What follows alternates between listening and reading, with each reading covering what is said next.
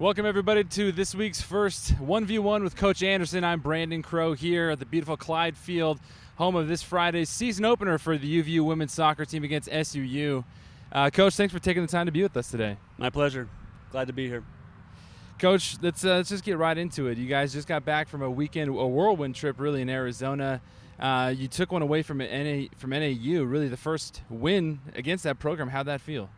It was good. We know, NAU is a good program. They're an established program in the Big Sky. Have been very competitive in that conference. First off, I have to say I was really impressed with the setup there. It's been probably 9 years since I've been to NAU, and they've redone a lot of the athletic facilities there. The pitch was really nice. The fan experience looked really good. NAU threw a lot of numbers at us. If you look at the stats from the game, they were subbing quite often and putting in 2-3 new players every 15 to 20 minutes to try and run at us and wear us down. The pitch itself it had rained that day and it was a little bit slick, and so with the energy that NAU brought and the pitch being as slick as it was a little bit difficult to control the ball. I think we weathered the storm in the first half, got a late goal in the first half just off of defensive pressure. Taylor Kirk had pushed high on their center back and won the ball and played it out to Torrey Smith, who had made like a 45-yard sprint into the box and finished it off. So we ended the half in a good position. We refocused a little bit at halftime and came out and put away 3 goals fairly early in the second half, and then it was really just game management towards, for the rest of the game. We saw some good things. We were able to get almost every one of our players that we took with us into that match to get some match experience on the road, and I think that was very valuable for us. I think it was a good win against NAU.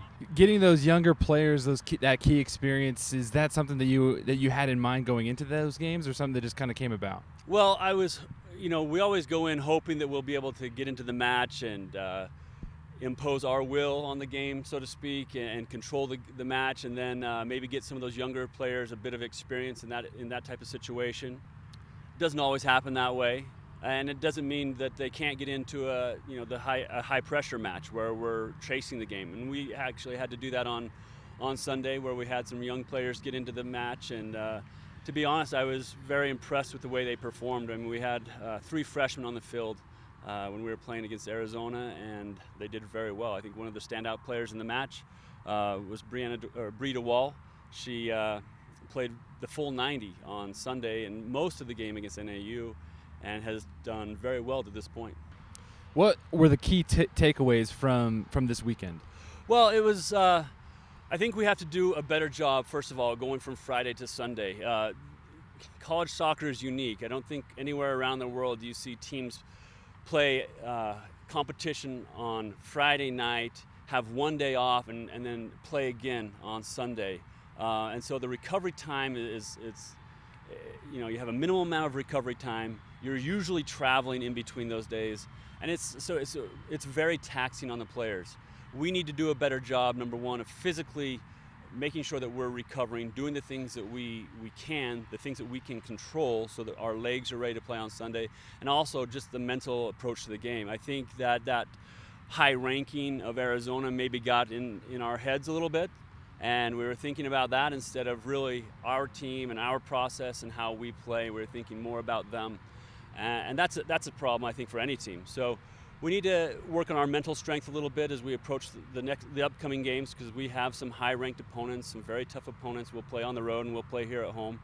And then, like I said, physically just prepare better for those turnaround games, because you've got to be able to play both Friday and Sunday in this, in NCAA soccer.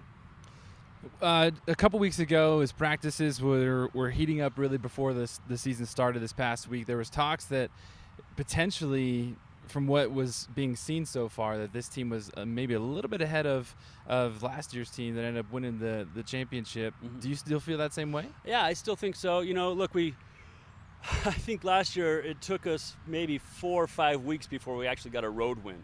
We had a lot of success at home last week, and we didn't get a road win until later on in the season. I think maybe it wasn't even until we started conference play. We started the season off this year with a win on the road against a good program. So I think in some regards we are ahead of the game. I think we're still trying to find maybe our style, but we had some very influential players on the pitch that graduated, and we're still trying to find kind of how we'll fill those holes or we'll take over those roles and lead the team on the pitch during a tight match. When we're chasing the game, how do we respond? Or when we're leading a game, how do we respond? And I think those personalities are still developing. So I think talent-wise, we are ahead. Leadership-wise, we're still finding our way. But I know that we'll find our way, and we'll be strong as we continue to move forward throughout this season.